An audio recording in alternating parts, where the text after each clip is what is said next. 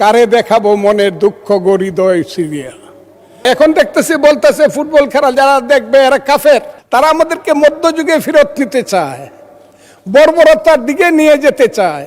আমার এক বন্ধু জামাতে ইসলামের, উনি চলে গেছেন, উনি নিজেকে মুক্তিযোদ্ধা দাবি করেন, সাতক্ষীরার এমপি। উনি সংস্কৃতির নামে খুব শঙ্কিত হলেন। যে জাতির সংস্কৃতি নাই সে জাতি সভ্য না, সে অসভ্য। তারা কেন সংস্কৃতি পছন্দ করে না? কোন সংস্কৃতি তারা পছন্দ করে না জানেন?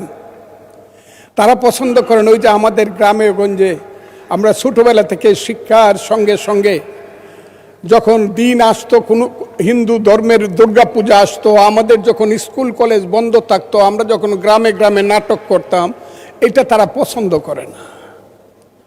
কৃষক যখন শীতকালে ধান লাগিয়ে পরে যাত্রা গান দেখতে যাইতো চাদর গায়ে দিয়ে, সেই রূপবানের গান বলেন আর মা মাটি মানুষ বলেন, যাই বলেন, যখন তার হৃদয়কে ভরে আবার সকালবেলা খেতে হাল চাষ করতে যাইতো, এইটাকে ওনারা পছন্দ করে না।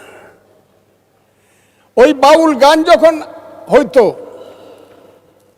আমার মতো কথা আমি বলি, কারে দেখাবো মনের দুঃখ গরিদয় সিরিয়া, সেই শানুরের গান তাদের পছন্দ হয় না। নাটক তাদের পছন্দ না, ফুটবল খেলা তাদের পছন্দ না। এখন দেখতেছি বলতেছে ফুটবল খেলা যারা দেখবে এরা কাফের। আর্জেন্টিনার খেলা দেখা যাবে না, ব্রাজিলের খেলা দেখা যাবে না, তারা বলতেছে। তারা আমাদেরকে মধ্যযুগে ফেরত নিতে চায়, বর্বরতার দিকে নিয়ে যেতে চায়। সেই বর্বরতার দিকে কি আমরা যাব?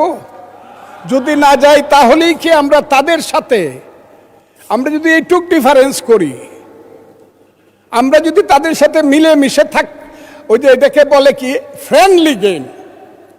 যে মেসি শ্রেষ্ঠ গোল করেছে, 5টা গোল করেছে, যে রোনালদো কালকে 2টা গোল করেছে, তাদেরকে আপনি ঢাকার মাঠে আনেন।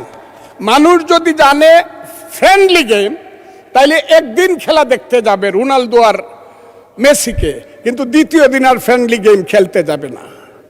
পার্লামেন্টে যে গেমটা হচ্ছে, এই গেমটা কিন্তু কিছুদিন পরে কিন্তু মাঠ খালি পড়ে থাকবে, কথাটা আমি বললাম।